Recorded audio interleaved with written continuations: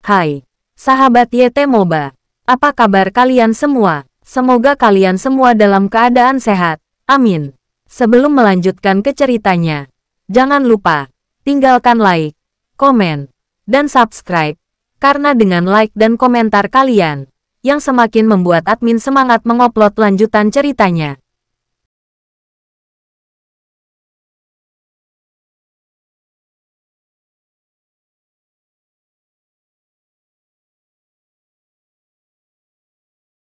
Episode 532. Kisah Ariel anak bos besar yang berpura-pura culun. Apa yang terjadi pada orang-orang di pusat bumi?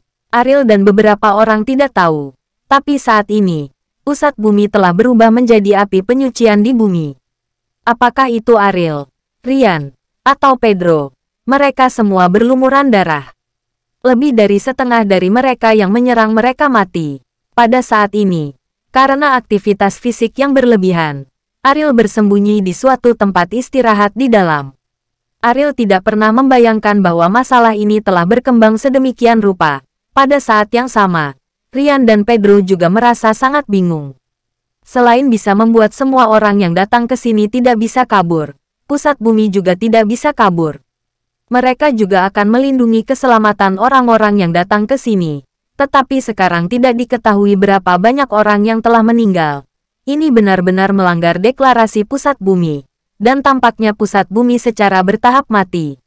Saudara Ariel, jika inti bumi turun seperti ini, niscaya akan hancur. Pasti ada seseorang yang diam-diam memanipulasi ini. Tetapi mengapa dia melakukan ini? Pedro bertanya pada Ariel dengan bingung. Pusat bumi telah berdiri selama ratusan tahun sebelum memiliki reputasi dan citra seperti saat ini, yang dapat membuat orang rela mengeluarkan uang untuk mengirim orang yang tidak ingin mereka lihat ke pusat bumi.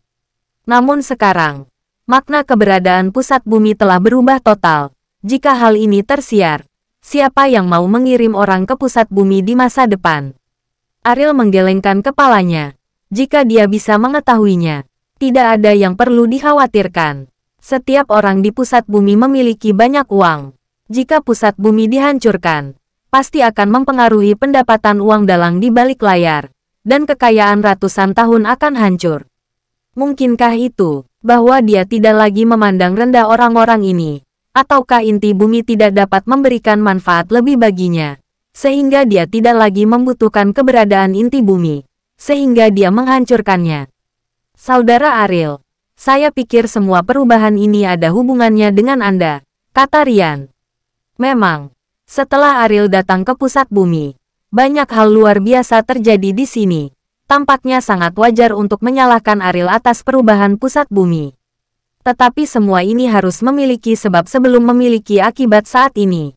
Jika kamu ingin tahu mengapa, kamu harus membunuhnya, kata Ariel dengan suara yang dalam. Mengenai poin ini, baik Ryan maupun Pedro mengerti. Kakak Ariel, aku sudah istirahat dengan baik, kata Pedro itu. Aku juga sudah istirahat. Ariel mengangguk, berdiri, menarik napas dalam-dalam, dan berkata, karena dia ingin kita membunuh semua orang di sini, mari mengabulkan permintaan kecilnya. Ariel, hati-hati, Raditya mengingatkan Ariel dari samping. Ariel menoleh dan berkata, kakek, jangan khawatir. Aku akan baik-baik saja. Aku akan membawamu kembali ke Bandung Dap melihat cicitmu. Mendengar ini, Raditya tiba-tiba berdiri dan ingin terus bertanya. Saat itu, Ariel sudah meninggalkan ruangan. Cicit, dia sudah punya anak. Apakah cucuku sudah punya anak? Kejadian ini sangat mengejutkan Raditya. Dengan ekspresi kesakitan di wajahnya, dia berjongkok di sudut dengan wajah tertutup dan tidak berdaya, seolah menyesali apa yang telah dia lakukan. Seluruh inti bumi dipenuhi dengan bau darah yang sangat menyengat. Tidaklah berlebihan untuk menggunakan kata neraka untuk menggambarkan pemandangan di sini. Dan Ariel dan yang lainnya seperti utusan panen di neraka kemanapun mereka pergi. Ada mayat di mana-mana. Karena semua pintu di pusat bumi telah terbuka secara otomatis, Ariel telah sangat akrab dengan tata letak pusat bumi dalam beberapa hari terakhir. Dia telah pergi ke area misterius dan memeriksa rute untuk pergi. Ketika semua pintu dibuka, tetapi hanya satu pintu yang tertutup rapat, Ariel tahu bahwa ini pasti cara untuk pergi. Tetapi mereka mencoba segala macam metode tetapi tidak dapat membukanya. Dan setiap kali mereka muncul di sini selalu ada orang gila yang akan menemukannya.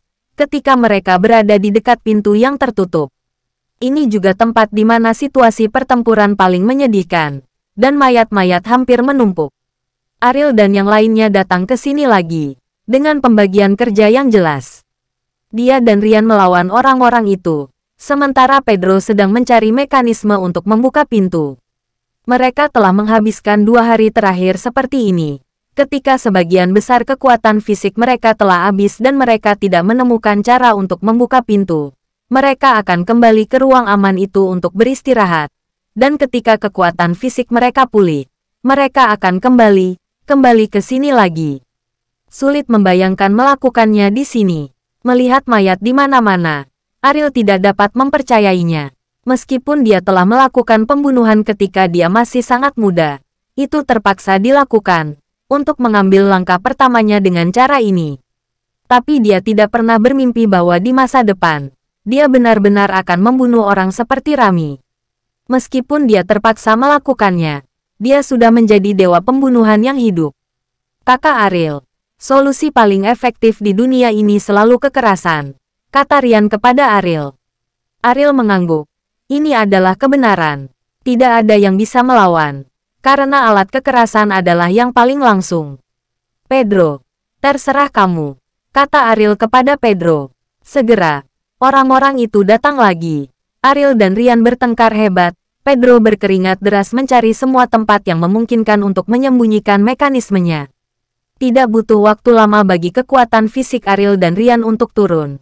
Karena selama periode waktu ini, mereka hampir tidak makan apapun, dan sebagian besar waktu mereka mengandalkan air minum untuk mendukung mereka.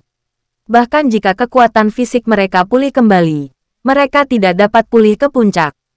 Mengertakkan gigi dan berjuang keras, Ariel dan yang lainnya akhirnya menang. Saat ini, Kaori sudah kembali ke villa di lereng gunung. Untuk Kaori yang melahirkan secara alami, dia keluar dari rumah sakit hanya dalam 3 hari. Dan di hari kedua setelah melahirkan, dia sudah bangun dari tempat tidur.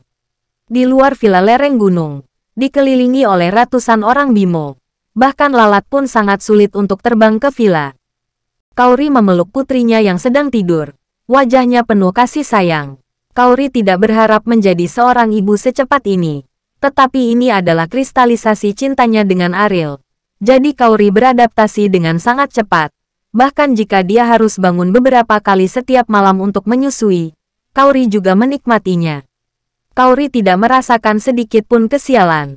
Inem berjalan ke Kaori dengan semangkuk sup, dan berkata sambil tersenyum, "Kaori, ayo minum supnya dulu." Kaori mengangguk dan menyerahkan anak itu kepada Inem. "Kapan kamu akan menamainya?" Inem bertanya pada Kaori, memegang putri Ariel dengan hati-hati. "Aisila Wibowo, apakah kedengarannya bagus?" Kaori bertanya.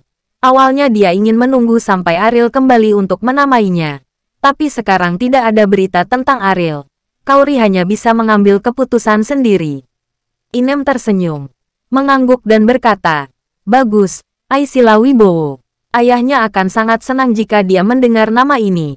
Kaori tersenyum lembut, memikirkan Ariel. Jadi dia menamainya Aisila. Memikirkan nama itu dengan arti yang paling indah. Dia sendiri sangat puas. Saat ini dia dikenali oleh Inem. Dan dia secara alami lebih bahagia di hatinya. "Kuharap ayahnya bisa segera kembali," kata Kaori. "Bahkan jika kamu sedang terburu-buru, kamu tidak bisa begitu bersemangat untuk mengajarinya. Memanggil ayahnya sekarang. Ini baru 3 hari. Apakah kamu masih berharap dia berbicara begitu cepat?" Kaori diam-diam mengajari Aisila untuk memanggil ayahnya. Dia tahu bahwa ini tidak mungkin. Tetapi dia sangat merindukan Ariel sehingga dia tidak bisa tidak menggunakan metode ini untuk meredakannya. Dia diejek oleh Inem saat ini. Kaori memerah karena malu. Dan berkata, "Bibi Inem, tidak apa-apa jika kamu diam-diam tahu." Baiklah. Aku tahu secara diam-diam. Dan aku tidak akan pernah menyebutkannya lagi." Inem tertawa terbahak-bahak. Saat ini, Bimo datang ke rumah, memeluk Aisila sebentar, dan kemudian berkata kepada Kaori, "Daftar hadiah telah diselesaikan. putri kecil ini telah menerima banyak hadiah. 6 Ferraris, 2 McLarens, 3 Lamborghini, Bentley, dan Rolls-Royce. Saya berdiskusi dengan Nicholas, dan saya akan membangun tempat parkir khusus untuknya di area villa, memasukkan mobil-mobil ini, dan hal-hal lain. Saya juga berencana membangun gudang untuk menyimpan hadiah. Saya sudah hitung. Bagaimana menurutmu? Adapun hadiah, Kauri tidak peduli sama sekali. Uang hanyalah sesuatu di luar tubuhnya, dan Aisila tidak membutuhkan semua ini. Paman Bimo, kamu bisa mengatasinya sendiri. Aku tidak keberatan, kata Kauri. Oke, aku tidak akan memberitahumu tentang hal-hal kecil ini di masa depan.